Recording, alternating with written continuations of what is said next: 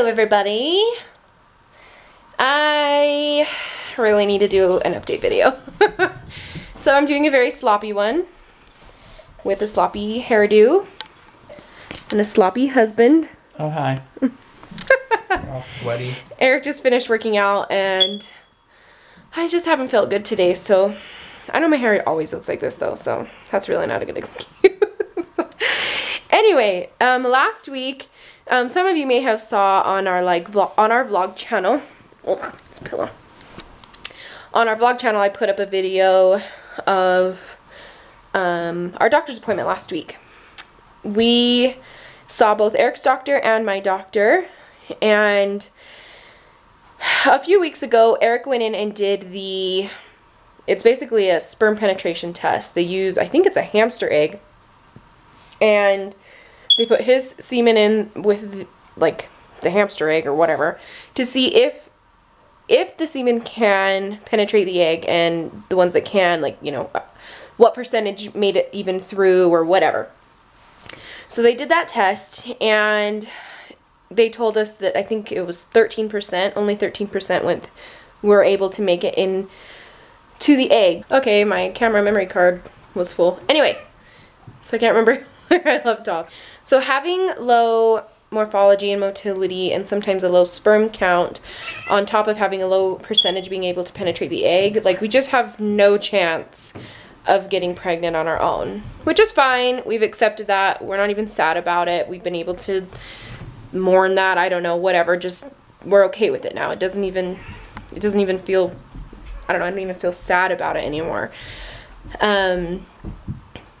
My dog and cat are going crazy. T! With that, we can't even do, the doctor told us, IUI's out, and IVF, we can't just do regular IVF. Apparently there's a few different IVF procedures.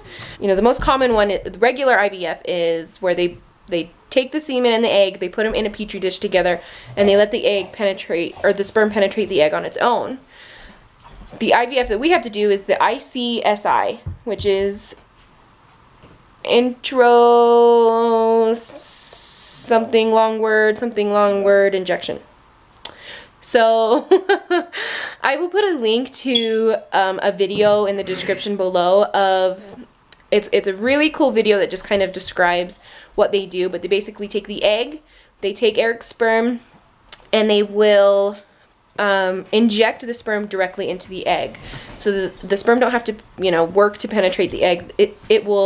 They will do that, they'll do a lot of scientific crap and do it on its own. So they will take my eggs, they will inject Eric's sperm into them, and then they will let them grow. They will fertilize them in an incubator and let them grow for, I think it's 3 to 5 days, and then they will inject them into my uterus. So we will start that. Teek's licking my hand. We are just waiting for me to start my period, which is probably about 3 weeks away, since my period, or my cycles are so long.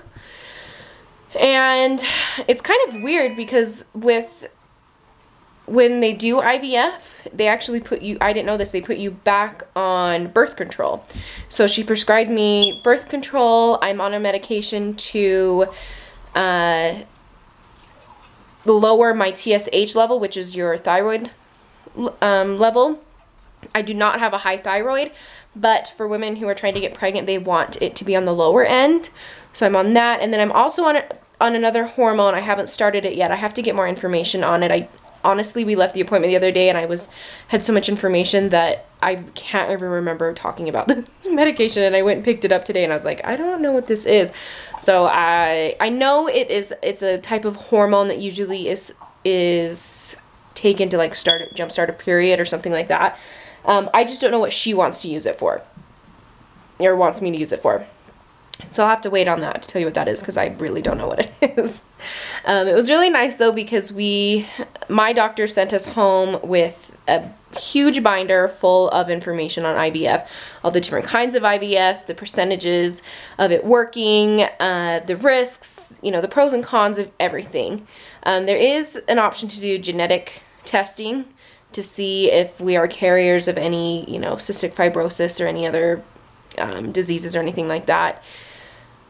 We have chosen not to do that because at this point, I mean, it's not expensive to do.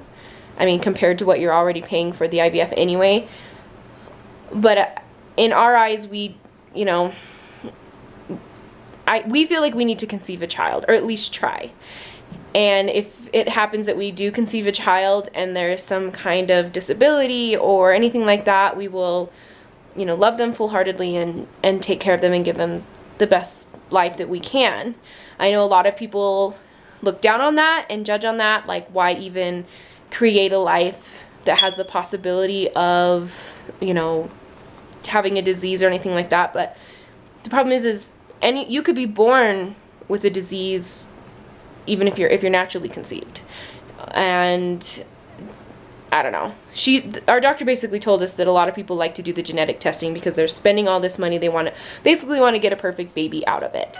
And in our eyes, you know, any baby we get will be perfect. So we're not going to take that route. That's fine if other people want to do that. But, you know, it's not going to, if we did get the genetic testing and we are a carrier, we would still take the chance unless it was a really, like, ridiculously high chance that the baby would, you know, have some kind of problem. But anyway, we're not doing that. So at this point, we are waiting for me to start my period. I will start my birth control on cycle day 3, and then I will go in on cycle day 6, between 6 and 10, I think is what it is, or something like that, for a sonohystogram, which is where they will kind of put this balloon type thing inside my uterus and pump it up and check for any polyps or whatever, and, you know, anything else that could be affecting us getting pregnant. And along with that appointment, we will have an hour-long consultation with my doctor. We went over a lot of stuff the other day, but it was only like a 20-minute meeting that she just kind of fit us in. She just happened to be at the same clinic Eric's doctor was at, so she just, like, squoze us in real quick. So we'll have an hour-long consultation and we'll go over everything. And I'm so excited for that. I wish we could I wish we could go in and do that now, but we're just waiting on my cycles. For those who have done IVF, how many embryos did you transfer? I mean, I guess this is something we'll go over with our doctor as well, but I still want to talk about it anyway. I've read a lot about people who transfer anywhere from 1 to 3. You know, we wouldn't transfer more than 3. I mean, the health risks alone for the baby and the babies and the mom, if there was multiples, you know, it's outrageous. And Eric and I would be, you know, ecstatic if we could have twins, and we would be just as happy if we could just have one baby. But we definitely want to, you know, up the chances as much as we can. So we're trying to decide if we should do, you know, 2 or 3 embryos, and obviously we'll take in account what our doctor will tell us and what they think.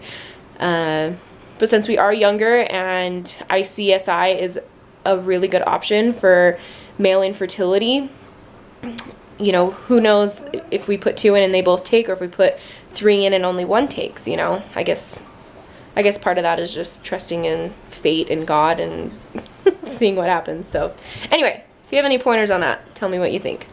So when I have more updates, I'll put up another video. I also think we'll do a video on this channel. My husband and I do just like I saw this funny video. It was a Not My Legs challenge, I think is what it's called. And it's kind of like the Not My Arms challenge, where you do it together and you switch. Anyway, it'll be funny, it'll be hilarious. You'll just have to wait for it. Thanks for watching, guys. Bye. Oh wait, go check out our vlog channel. We have a vlog. We have a vlog. It's awesome. It's awesome. It's awesome. Go check it out. I'll put a link to that below too. So, okay, bye guys.